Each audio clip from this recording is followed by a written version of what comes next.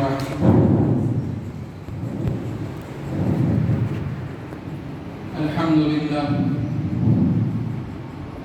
لله نحمده ونستعينه ونستغفره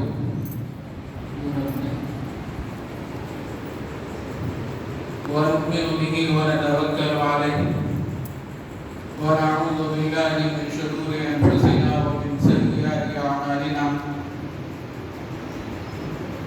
من يهده الله فلا مضل له ومن يضلله فلا هادي له. ونشهد أن لا إله إلا الله وحده لا شريك له. ونشهد أن سيدنا ونبينا ومولانا محمدا عبده ورسوله صلى الله عليه وعلى آله وأصحابه وبارك وسلم تسليما كثيرا كثيرا. أما بعد، فأعوذ بالله من الشيطان الرجيم. بسم الله الرحمن الرحيم. إنا نحن نزلنا الذكر وإنا له لحافظون. صدق الله العظيم. محترم حضرات علماء کرام، بزرگان دین، عزیز طلباء اور مدرسے کے ذمہ داران،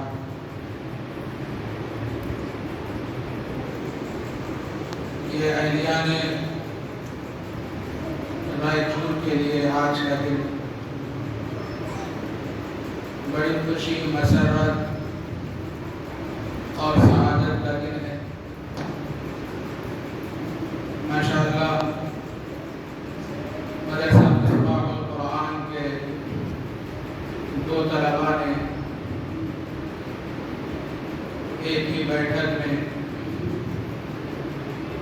مکمل قرآن مجید سنائے.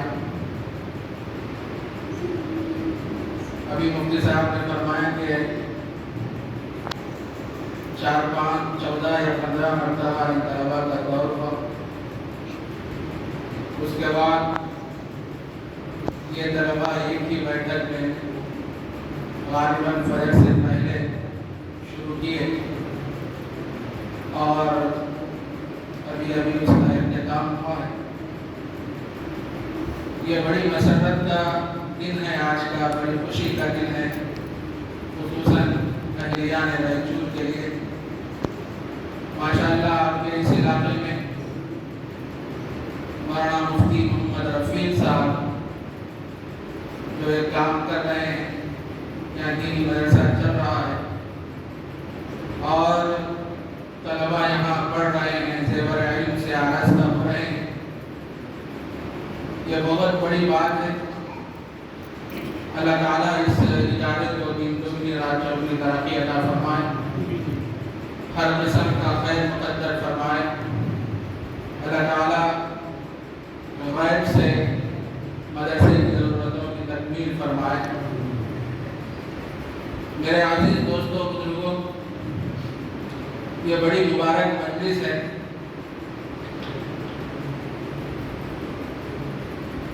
ایسی مجلسوں میں شریک ہونا یہ مستحب ہے. اللہ تعالیٰ ہر بندے کو یہ توفیق عطا نہیں فرما. اللہ جس بندے کو چاہتے ہیں، جس بندے کو منتخب کرتے ہیں، ایسی مجلسوں میں حاضر کرتے ہیں. اور ختم قرآن کے موقع پر حاضر ہونا یہ بڑی سعادت کی بات ہے. حدیث میں آتا ہے، نبی اکرم صلی اللہ علیہ وسلم نے ارشاد فرمایا، من ختم القرآن فلہ دعوۃ مستجابات، او کما قال رسول اللہ صلی اللہ علیہ وسلم. ختم قرآن کے موقع پر جو دعا کی جاتی ہے وہ دعا قبول ہوتی ہے. اور ایک روایت میں یہاں تک فرمایا گیا ہے کہ ختم قرآن کے موقع پر جو دعا کی جاتی ہے اس دعا پر 4000 فرشتے آمین ہیں. اندازہ لگائیے، فرشتے آمین کہہ رہے ہیں، اس کے قبول ہونے میں کچھ تردد ہے. ایسی مجلسوں میں حاضر ہونا چاہیے. اللہ تعالیٰ ہم سب کو ایسی مجالسوں سے بار بار مستفید ہونے کی توفیق عطا فرمائے. حضرت ابن عباس رضی اللہ تعالیٰ عنہ نے اپنے خادم کو متعین فرمایا تھا کہ دیکھو کسی گھر میں جب قرآن ختم ہو رہا ہو تو مجھے اس کی اطلاع کرنا۔ وہ خادم محلے میں پھرتا، گھروں کو جاتا، جب اس کو معلوم ہوتا کہ فلاں گھر میں قرآن ختم ہو رہا ہے تو وہ جا کے حضرت ابن عباس رضی اللہ تعالیٰ عنہ کو اس کی اطلاع دیتا تو آپ اس کے ختم میں تشریف لاتے اور یہ فرمایا کرتے تھے کہ ختم قرآن کے موقع پر جو دعا کی جاتی ہے وہ دعا قبول ہو۔ حضرت انس بن مالک رضی اللہ تعالیٰ عنہ کا بھی یہی معمول تھا کہ جب ختم قرآن کا موقع ہوتا تو اپنے گھر والوں کو بلایا کرتے، جو بھی رشتہ دار ہوتے ان کو بلایا کرتے اور ختم قرآن کے موقع پر سارے لوگ دعا میں شریک ہوا کرتے۔ یہ بڑی متبرک مجلس ہے ماشاءاللہ۔ رائچور کے کچھ احباب بھی یہاں تشریف فرما ہیں، کچھ علم مدرات بھی یہاں تشریف فرما ہیں، علماء اور حفاظ کی خاصی تعداد بھی یہاں تشریف فرما ہیں، اور ماشاءاللہ اس محنت اور مستعدی کے ساتھ ہمارے مفتی رفیق صاحب نے جو کارنامہ انجام دیا ہے یقیناً یہ سب کے لیے قابل فخر، اور خصوصاً اہلیان رائچور کے لیے۔ ابھی ایک کم عمری کا ان کا زمانہ ہے، جس کم عمری کے زمانے میں اتنے بچوں کو پڑھانا اور ان کو زیور علم سے آراستہ کرنا، ان کے سینے میں اللہ کے مقدس کلام کو محفوظ کرانا اور اس کی محنت کرنا، یہ بہت بڑا کام، بہت بڑا کام۔ اللہ تعالیٰ ہر بندے کو یہ توفیق عطا نہیں فرماتا۔ ابھی یہاں آنے کے بعد بڑی خوشی ہوئی کہ مدرسہ بھی تعمیر ہوا ہے، بالکل مسجد سے متصل ہے، عالیشان عمارت ہے۔ یہ آپ حضرات کے تعاون سے اور آپ کے محنتوں سے، کوششوں سے اور آپ کی دعاؤں سے، مشوروں سے ماشاءاللہ ایک عالیشان یہاں عمارت تعمیر ہوئی ہے۔ ابھی بالکل اختتامی مرحلے میں ہے، دعا فرمائیں کہ اللہ تعالیٰ اس کی تکمیل کی صورتیں، شکلیں پیدا فرمائیں، اور خصوصاً اہلیان رائچور کے ان حضرات سے میری مؤدبانہ گزارش ہے جن کو اللہ نے استطاعت دی ہے، مال کی فراوانی عطا فرمائی ہے، اور وہ حضرات ایسے کاموں میں آگے بڑھیں۔ ابھی مدرسے میں کچھ جو ضروریات ہیں، ابھی جو کام باقی رہ گئے ہیں، مفتی صاحب سے مشورہ کریں، آئیں معلوم کریں کہ کیا کیا کام باقی رہ گئے ہیں، اور معلوم کرنے کے بعد ان کاموں کی تکمیل فرمائیں۔ یہ صدقہ جاریہ ہے میرے بھائی۔ آج ہمارے پیسے کہاں کہاں خرچ ہو رہے ہیں، شادیوں کے عنوان پر لاکھوں روپیہ ہمارے خرچ ہو رہے ہیں۔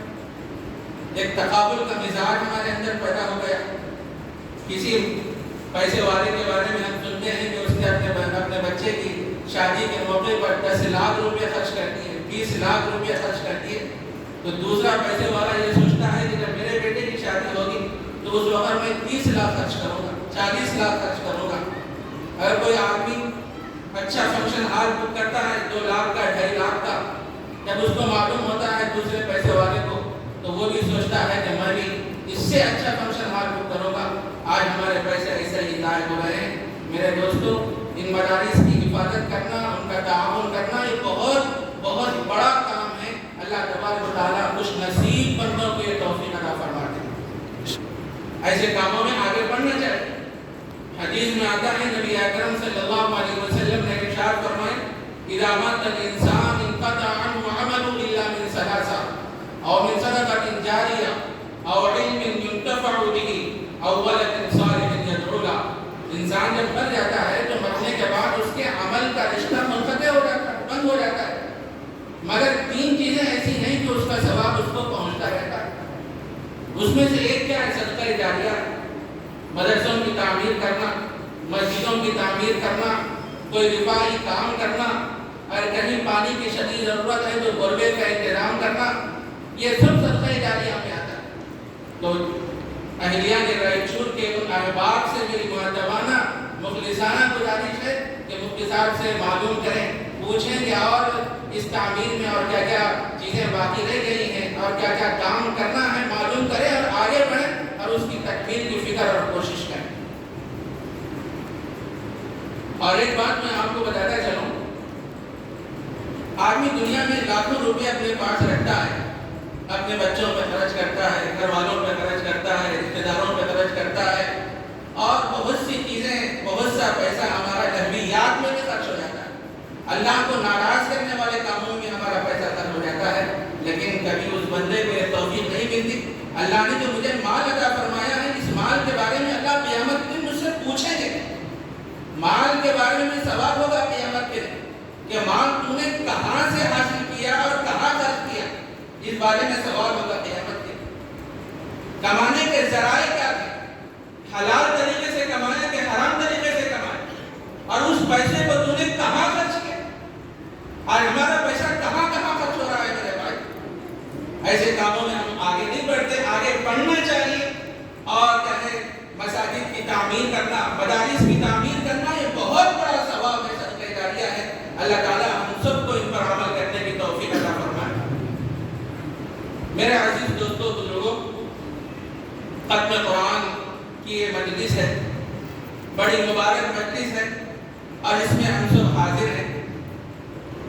دو موقع جو بڑے خوشی کے ہوتے ہیں، ایک موقع تو وہ ہوتا ہے جب کسی کام کا آغاز کیا جاتا ہے۔ ماشاءاللہ ہمارے مفتی صاحب نے ان طلباء پر محنت فرمائی، اور کتنے سال لگ گئے ہوں گے، 2 سال 3 سال 4 سال ان طلباء کو بنانے میں اور محنت کرنے میں، غالباً 2-3 سال تو لگ گئے ہوں گے۔ جب یہ بچے پڑھے، اپنے سینے میں اللہ کے کلام کو محفوظ کر لیے، کرنے کے بعد پھر مزید ان پر یہ محنت ہوئی کہ 14-15 مرتبہ ان کا دور سنا گیا، اور وہ سننے کے بعد جب اطمینان ہو گیا کہ ابھی بچہ ایک بیٹھک میں قرآن سنا سکتا ہے، تو اس کے بعد ایک دن متعین کیا گیا، وہ دن وہ طلباء ایک بیٹھک میں مکمل قرآن سنائے۔ یہ کتنی بڑی بات ہے، کتنی بڑی بات۔ تو میرے عزیز دوستو، بزرگوں، یہ ختم قرآن کی مجلس ہے۔ اللہ تعالیٰ ہم سب کو ایسی مجالسوں سے بار بار مستفید ہونے کی توفیق عطا فرمائے۔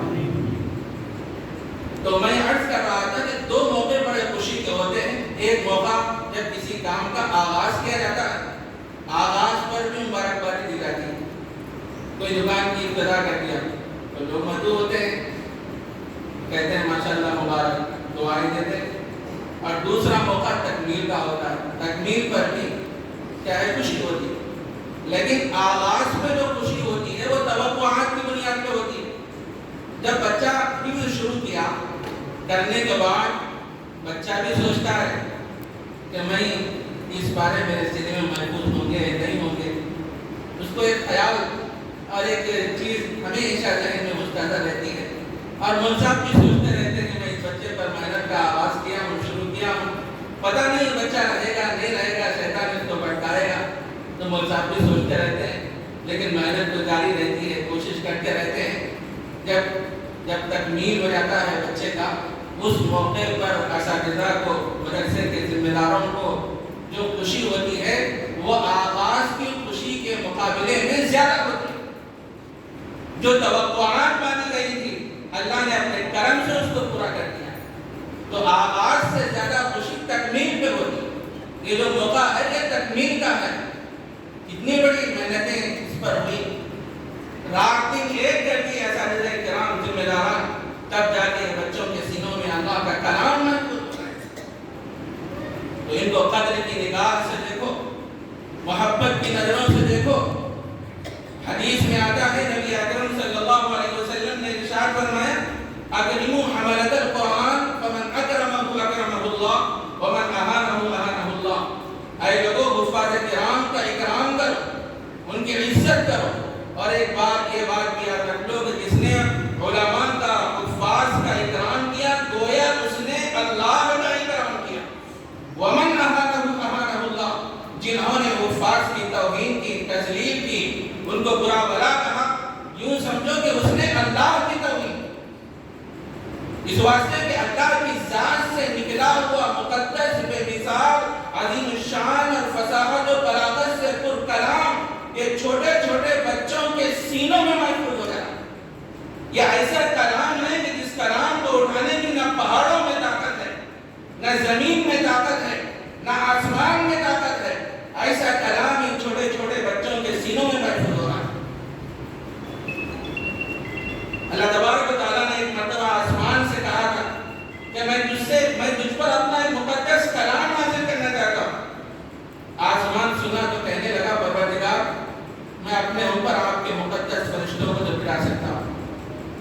آپ کے عرش کو تو اپنے اوپر گرا سکتا ہوں، اس کا وزن برداشت کر سکتا ہوں، لیکن میں قرآن نہیں اٹھا سکتا، میرے اندر یہ طاقت نہیں۔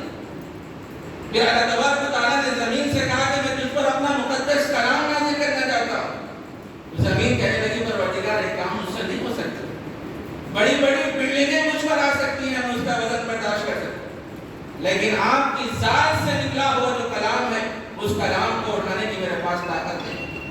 آسمان نے انکار کر دیا، زمین نے انکار کر دیا، پہاڑوں نے انکار کر دیا۔ قرآن مجید میں اس کا تذکرہ ہے، اِنَّا عَرَضْنَا الْأَمَانَةَ عَلَى السَّمَاوَاتِ وَالْأَرْضِ وَالْجِبَالِ فَأَبَيْنَ أَن يَحْمِلْنَهَا وَأَشْفَقْنَ مِنْهَا وَحَمَلَهَا الْإِنسَانُ إِنَّهُ كَانَ ظَلُومًا جَهُولًا۔ ہم نے اس قرآن کو آسمان، زمین اور پہاڑوں پہ پیش کیا تو ہر ایک نے اس کے لینے سے اٹھانے سے انکار کر دیا۔ وَحَمَلَهَا الْإِنسَانُ، انسان نے اس کو اٹھایا۔ کون سا انسان؟ وہ عظیم ہستی جن کے صدقے میں اللہ نے اس کائنات کو وجود بخشا، اور اللہ تبارک و تعالیٰ آپ کو پیدا کرنا مقصود نہ فرما دے، منظور نہ فرما دے تو نہ ہم ہوتے، نہ آپ ہوتے، نہ کائنات کی کوئی چیز دنیا میں موجود ہوتی۔ اللہ تعالیٰ نے نبی اکرم صلی اللہ علیہ وسلم کے قلب اطہر کو اس طرح بنایا تھا کہ نزول قرآن مجید کے لیے حضور اکرم صلی اللہ علیہ وسلم کے سینے کا انتخاب ہے۔ اللہ کا مقدس کلام اللہ کے نبی کے سینے میں منتقل۔ پہاڑوں میں طاقت نہیں اس کو اڑانے کی، زمین میں طاقت نہیں اس کو اڑانے کی۔ یہی وجہ ہے حضرت عائشہ صدیقہ رضی اللہ تعالیٰ عنہ بیان فرماتی ہیں، ایک مرتبہ دو جہاں کے سردار سید الاولین والآخرین سیدنا حضرت محمد رسول اللہ صلی اللہ علیہ وسلم کا سر مبارک میری گود میں تھا۔ ایک دم سے کچھ آیتوں کا نزول ہونے لگا تو مجھے ایسا محسوس ہوا کہ میرے پیروں پہ پہاڑ رکھ دیا گیا، اتنا وزنی کلام۔ اور یہ وزنی کلام مدارس میں پڑھنے والے چھوٹے چھوٹے بچوں کے سینوں میں منتقل ہو رہا ہے۔ یہ کتنا بڑا معجزہ ہے میرے بھائی۔ ان کو دیکھو تو محبت کی نظر سے دیکھو، قدر کی نگاہوں سے دیکھو، ان کے ساتھ بدتمیزی نہیں کرنا، بد اخلاقی سے پیش نہیں آنا، ان کا اکرام کرنا اس واسطے کہ ان کے سینے میں اللہ کا مقدس کلام۔ جس طرح ہم قرآن مجید کی عظمت اور اس کی محبت اپنے دل میں رکھتے ہیں اور قرآن مجید کو محفوظ جگہ پہ رکھتے ہیں، محرابوں میں رکھتے ہیں، دوزدانوں میں رکھتے ہیں، کس وجہ سے رکھتے ہیں، اس کا اکرام کرتے ہیں، جس طرح وہ قرآن مجید کو ہم عظمت کی نگاہ سے دیکھتے ہیں، محبت کی نظر سے دیکھتے ہیں، وہ قرآن اس کے سینے میں آ جائے تو وہ بھی قابل قدر ہو جاتا ہے، وہ بھی عظمت والا ہو جاتا ہے۔ اس کو دیکھو تو محبت کی نظر سے دیکھنا ہے۔ طلباء عزیز، اپنے آپ کو معمولی نہ سمجھیں، آپ بہت اونچے ہیں، اللہ نے آپ کے مقام کو بہت اونچا کیا ہے۔ یرفع اللہ الذین آمنوا منکم والذین اوتوا العلم درجات۔ اللہ تعالیٰ نے آپ کے مقام کو بہت ہی اونچا کیا ہے، بہت اونچا کیا ہے۔ دنیا والے اگر آپ کو حقارت کی نظر سے دیکھ رہے ہیں تو آپ کو مایوس نہیں ہونا چاہیے۔ آپ جو علم حاصل کر رہے ہیں، یہ علم ایسا ہے کہ آپ کو جنت میں لے جانے کا ذریعہ بنتا ہے۔ ایسے علم کا آپ حاصل کر رہے ہیں۔ دنیا والے بولتے رہتے ہیں بچے کو حافظ بنانے سے کیا ہوگا، عالم بنانے سے کیا ہوگا، مفتی بنانے سے کیا ہوگا، اتنا ہی تو کرے گا کہ مسجد کا امام بن جائے گا، مسجد کا مؤذن بن جائے گا، مدرسے میں پڑھانے لگ جائے گا۔ بس آج کچھ لوگ اس ذہن کے ہیں، وہ اس طریقے کی باتیں بھی کرتے ہیں۔ میرے بھائی، ہم اس کو معمولی سمجھ رہے ہیں، امامت کوئی معمولی منصب ہے۔ آگے 2 رکعت نماز پڑھا کے بتا دو، آگے 2 رکعت نماز پڑھا کے بتا دو، پتا چلے گا۔ مجھے کہنے دیجیے، بات اگرچہ کہ تلخ ہے، کسی وجہ سے اگر امام صاحب وقت پر نہیں آ سکے، مسجد میں نماز کا وقت ہو گیا ہے، 1-2-3 منٹ آگے بڑھ گئے ہیں، اب مصلیان موجود ہیں، ایک دوسرے کو دیکھتے رہے، بھائی امام صاحب نہیں ہے، امام صاحب نہیں ہے، امام صاحب نہیں ہے، ایک دوسرے کو بول لیتے رہے۔ وہ بیچارہ بھی امام ہے، اس کو آنا پڑتا ہے، ضرورتیں لگی ہوتی ہیں، کبھی کبھی دیر ہو جاتی ہے تو ایک دوسرے کو دیکھتے ہیں۔ 25-30 لوگ مسجد میں رہتے ہیں، کوئی ایک آگے بڑھنے کو تیار نہیں، نماز پڑھانے کو تیار نہیں۔ اس واسطے کہ نماز صحیح طور پر ان کو پڑھانی ہے، قرآن مجید کی چھوٹی چھوٹی سورتیں ان کو یاد نہیں علم دراز والناس کا تجوید کے ساتھ وہ صورتیں ان کو یاد نہیں. اور ایسے لوگ شکوہ کرتے ہیں، شکایتیں کرتے ہیں. امامت کتنا اونچا منصب ہے. اللہ کے نبی اپنی پوری زندگی کی آخری سانس تک امامت فرماتے رہے. اتنا اونچا منصب. آج ہم لوگ یہ کہتے ہیں کہ امام بن جائیں گے، عابد بن جائیں گے، عالم بن جائیں گے، مدرسے میں پڑھائیں گے. ارے ہمارا مقصد کیا ہے دنیا میں آنے کا؟ اللہ کو راضی کرنا ہے، اللہ کی معرفت کو حاصل کرنا ہے. دینی تعلیم کے بغیر اللہ کی معرفت حاصل نہیں ہو سکتی. قرآن مجید میں ہم قال جل شانہ نے ارشاد فرمایا وَمَا خَلَقْتُ الْجِنَّ وَالْإِنسَ إِلَّا لِيَعْبُدُونَ، کہ میں نے جنات اور انسان کو جو پیدا کیا ہے وہ اپنی معرفت اور اپنی پہچان کے لیے پیدا کیا. اللہ کو پہچاننا ہے، اللہ کی معرفت اپنے دل میں بسانا ہے. دنیا میں آنے کا مقصد تو ہمارا یہ ہے میرے بھائی. تو ایسی باتیں بالکل نہیں کرنا چاہیے. بالکل علماء سے اور حفاظ کرام سے محبت سے پیش آنا چاہیے. اور حدیث میں یہاں تک فرمایا گیا، نبی اکرم صلی اللہ علیہ وسلم نے بات ارشاد فرمائی، دیکھو دنیا میں زندگی گزارنا چاہتے ہو تو عالم بن کے زندگی گزارنا. عالم نہیں بن سکتے تو متعلم بنو، علم دین سیکھنے والے بن جاؤ. یہ کام تو کرو. یہ بھی نہیں کر سکتے تو فرمایا گیا اور مستمعہ، علم دین کی باتوں کو سننے کا مزاج تو اپنے اندر پیدا کرو. جہاں دینی مجالس ہوتی ہیں، علماء کرام آتے ہیں، خطابات ہوتے ہیں، ایسی مجلسوں میں آؤ اور دینی باتوں کو سنو. یہ کام تو کرو. یہ بھی نہیں ہو سکتا تو فرمایا گیا اور محبہ، علماء کرام سے حفاظ نظام سے محبت سے پیش آؤ. یہ کام تو کرو. عالم تو بنو یا متعلم تو بنو، یا دینی باتوں کو سننے کا مزاج تو اپنے اندر پیدا کرو، یا علماء دین سے محبت تو کرو. 4 کام کرو، 5واں کام نہیں کرنا. 5واں کام کیا ہے؟ وَلَا تَكُن مِنَ الْخَامِسِ. 5 میں سے نہیں. وہی الٹی سیدھی باتیں جو کرتے ہیں، انہوں یہ کر رہے ہیں، انہوں وہ کر رہے ہیں، انہوں وہ کر رہے ہیں.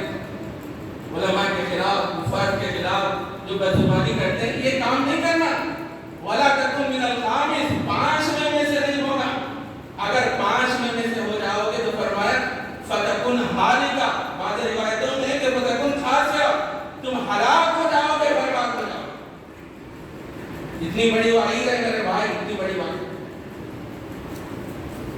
لوگ کیا ہے، اچھی چیزوں کو دیکھ کے مبارکبادی بھی نہیں دیتے، حوصلہ افزائی بھی نہیں کرتے. خالی ان کا کام طنز کرنا ہوتا ہے، تنقید کا مزاج رہتا ہے. انہوں ایسا کہیں کر رہے، انہوں ایسا کہیں کر رہے، انہوں ایسا کہیں کر رہے. یہی مزاج پیدا ہوتا ہے. ارے اللہ کے بندو، کوئی کام اچھا ہو رہا ہے تو آگے بڑھو. اللہ نے طاقت دی ہے تو مال کی فراوانی عطا فرمائی ہے تو آپ کچھ پیسہ وہ کاموں میں لگاؤ. اگر آپ سے نہیں ہو سک رہا ہے تو دعا تو کرو یا مشورہ تو دو، لیکن بد زبانی، بد اخلاقی سے مت پیش آؤ. یہ بہت اونچا کام کر رہے ہیں مدارس والے، مساجد والے، علماء کرام، حفاظ نظام.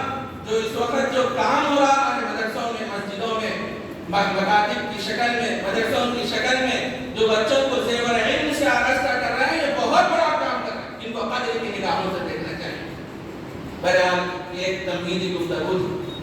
دوسری بات میں آپ حضرات سے عرض کرنا ہے وہ یہ ہے کہ طلباء عزیز سے خاص کر وقت ہو جائے تو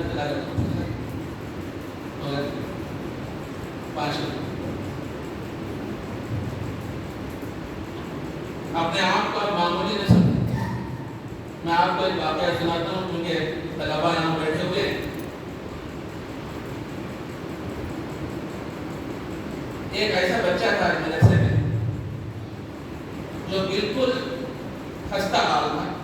اس کے والدین قصر پرسے میں زندگی گزارتے تھے. ایک وقت کے کھانے کے وہ لوگ محتاج تھے. وہ بچہ مدرسے میں پڑھنے کے لیے آ گیا، لیکن بڑا ہوشیار تھا. تو ساری جماعت میں وہ بچہ بڑا محتاج تھا. اساتذہ بڑی محبت سے اس کو دیکھا کرتے تھے کہ وہ بچہ بڑا محتاج ہے. مالی اعتبار سے تو اس کی حالت ٹھیک نہیں ہے، لیکن بڑا ہوشیار ہے پڑھنے میں. ایک دن ایسا ہوا کہ وہ بچے کی چپل ٹوٹ گئی. وہ بچہ موچی کے پاس گیا چپل کو درست کرنے کے لیے گیا. تو موچی مجھے بولا کہ اس کے پیسے ہوتے ہیں میں فری میں تو نہیں کروں گا.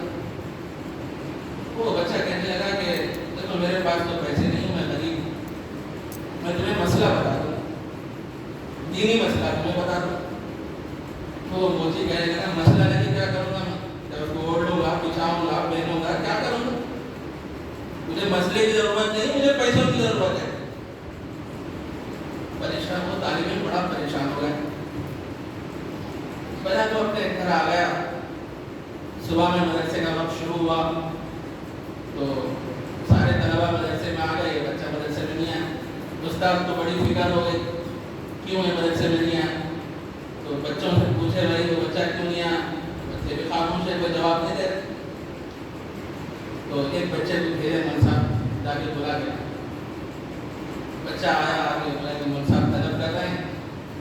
تو بچہ روتے ہوئے کہنے لگا اب نہیں مدرسے میں نہیں آؤں گا, نہیں پڑھوں گا, میرا دل بڑا اداس ہے, غمگین ہے, میں تعلیم چھوڑ رہا ہوں. تو بچہ جا کے اپنے استاد کو سنایا. استاد بڑے فکر مند ہو گئے, اتنا ہوشیار بچہ, پوری جماعت میں ممتاز ہے, لیکن عجیب بات کر رہا ہے کہ میں تعلیم حاصل نہیں کروں. تو مول صاحب پھر ایک بچے کو بھیجے, جا کے بولنا اگر تم نہیں پڑھنا ہے تو کوئی بات نہیں, لیکن ہمارا تمہارا جو تعلق ہے اس کو کبھی ختم نہیں کرنا, اس کو کبھی ختم نہیں کرنا. اللہ کے واسطے اس بچے کو بلا کے لے جاؤ. تو وہ بچہ گیا, جا کے اس طالب علم کو بلایا. تو بچہ آیا تو مول صاحب پوچھے بیٹا کیا ہوا کہ تم کیوں نہیں پڑھنا چاہ رہے. تو کوئی جواب نہیں دیا. جب اصرار بڑھتا گیا تو کہنے لگا کہ میری چپل ٹوٹ گئی تھی, میری غریبی تو آپ جانتے ہیں, میرے والد بھی کچھ زیادہ پیسے والے نہیں ہیں, گھر میں کھانے کے لیے کچھ نہیں ہوتا. اور جب میری چپل ٹوٹ گئی تو موچی کے پاس گیا اس کو درست کرنے کے لیے. تو موچی نے کہا کہ اتنے پیسے ہوتے ہیں, میرے پاس پیسے نہیں تھے, تو میں نے کہا کہ میں مسئلہ بتا دوں گا. تو موچی کہنے لگا مسئلہ لیکن کیا کروں گا, لیکن میں کیا کروں گا, پہنوں گا, بچھاؤں گا, اوڑھوں گا, کیا کروں گا. یہ بات میرے لیے بڑی تکلیف دے گی. میں سوچا کہ میں جو علم حاصل کر رہا ہوں اس سے مجھے کچھ پیسے حاصل ہونے والے ہیں, یہ علم پڑھ کے میں کیا کروں گا, ایک چپل بھی میں درست نہیں کر سکتا, اتنے پیسے بھی نہیں, میں علم حاصل کر کے کیا کروں گا. کیونکہ بچہ تھا, بچے کے ذہن میں ایسا خیال ہے. مول صاحب بڑے ہوشیار تھے, وہ بچے کو بلائے, بلا کے محبت سے سمجھائے. اس کے بعد بولے کمرے میں گئے, جا کے ایک چھوٹا سا پتھر لائے. بولے دیکھو یہ پتھر لے لو, فلاں جگہ ایک عورت بیٹھتی ہے, وہ گاجر بیچتی ہے, گاجر, وہاں جانا, یہ پتھر دے دینا اور گاجر خرید کے لا لینا, تم کھا لینا. وہ بچہ گیا, جا کے پتھر لے کے گیا, جا کے اس خاتون کو بتایا کہ یہ لے لے کے گاجر دے دو. تو وہ خاتون کہنے لگی ارے اتنا دیوانہ ہے, پاگل ہے, کوئی پتھر دے کے گاجر خریدتا ہے, اتنا دیوانہ ہے. تو بیچاری عورت کیا کرے, میں تو یہ پتھر کے بدلے میں تمہیں گاجر تو دے نہیں سکتی, البتہ میں اپنی طرف سے ایک گاجر تمہیں دے دوں گی, یہ پتھر لے کے چلے. مول صاحب کے پاس بچہ آیا, وہ سارا قصہ سنا دیا. اس کے بعد مول صاحب بولے دیکھو فلاں جگہ ایک صاحب رہتے ہیں, دکاندار, ان کے پاس جانا, یہ پتھر لے جا کے ان کو بتا دینا, ارے کہنا کہ کتنے میں لوگ. وہ بچہ وہاں پہنچا, پہنچ کے دکاندار کو بتایا. تو دکاندار جانتا تھا وہ پتھر ہے کیا اصل میں, تو دکاندار جانتا تھا اس چیز کو. تو پتھر کو دیکھا, دیکھ کے بولا کہ میں اتنے ہزار میں پتھر ہوں. وہ سنتے ہی بچہ پھر مول صاحب کے پاس آیا, آ کے بولا کہ اس طریقے سے بولتا ہے کہ اتنے ہزار میں ہو لے. اچھا ٹھیک.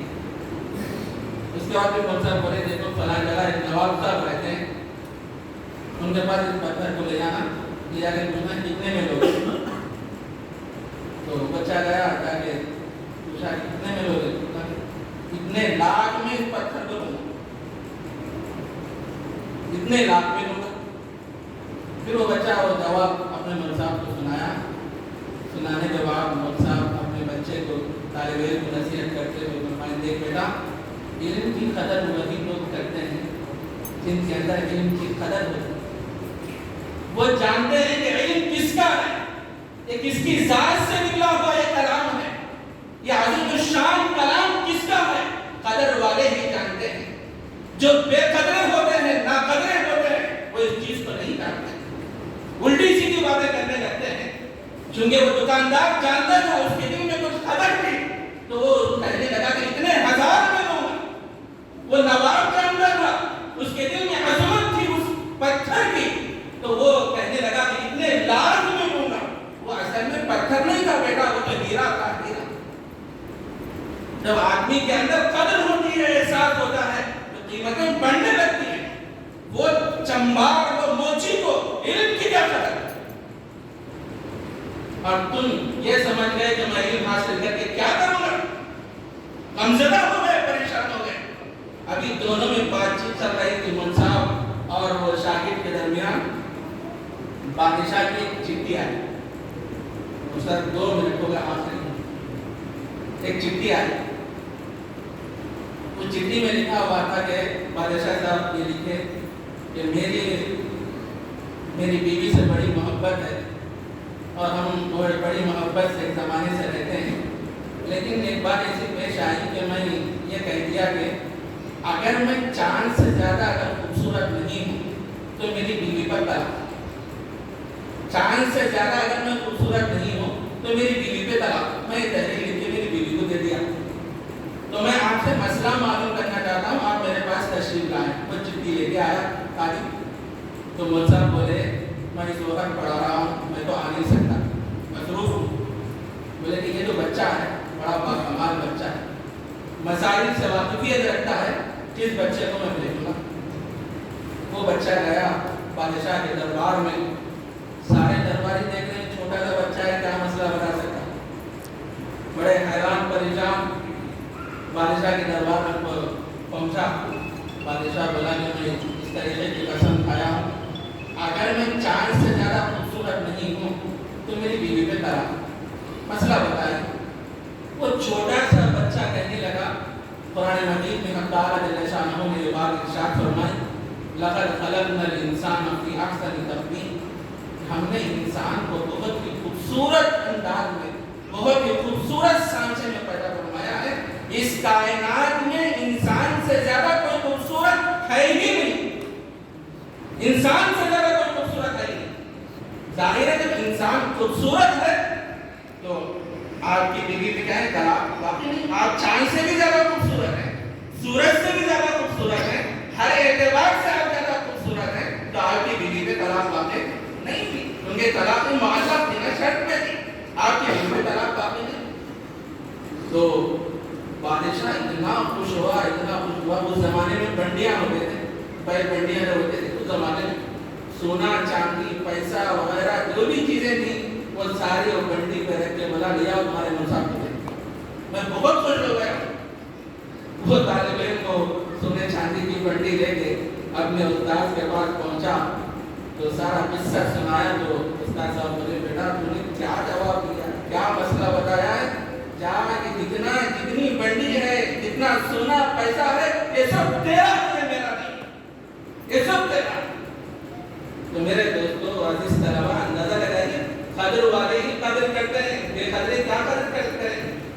جو جانتے ہیں علم کیا ہے, علم نبوت کیا ہے, اللہ کے مقدس, اللہ کی ذات سے نکلا ہوئے کلام کی حقیقت کیا ہے, احادیث مبارکہ کی حقیقت کیا ہے, جو لوگ قدر کرتے ہیں وہی لوگ کیا ہے علماء کی, حفاظ کی اور مفتیان کرام کی, دینی خدمت کرنے والوں کی قدر کرتے ہیں. تو بہرحال وقت بھی زیادہ ہو گیا ہے. میں ایک مرتبہ پھر مبارکباد پیش کرتا ہوں. اللہ تعالیٰ اس ادارے کو ایک دگنی رات چوگنی ترقی عطا فرمائے, اور جو طلبا اس وقت ایک بیٹھک میں مکمل قرآن مجید سنائے ہیں, اللہ تعالیٰ ان کے حفظ کو پختہ بنائے اور زندگی کی آخری سائنس کا قرآن مجید کو پڑھنے اور یاد رکھنے کی توفیق عطا فرمائے. اور اسی طرح ہمارے مفتی رفیق صاحب ماشاءاللہ بڑی مستعدی کے ساتھ, بڑی محنت کے ساتھ کام کر رہے ہیں. اللہ تعالیٰ اس ادارے کو درخمتوں سے, برکتوں سے اور غیبی خزانوں سے اللہ تبارک و تعالیٰ اس کی تکمیل فرمائے. جو باتیں اس موقع پر کہی گئی ہیں اللہ مجھے مجھے بھی عمل کی توفیق عطا فرمائے اور آپ حضرات کو بھی. وآخر دعوانا ان الحمد للہ.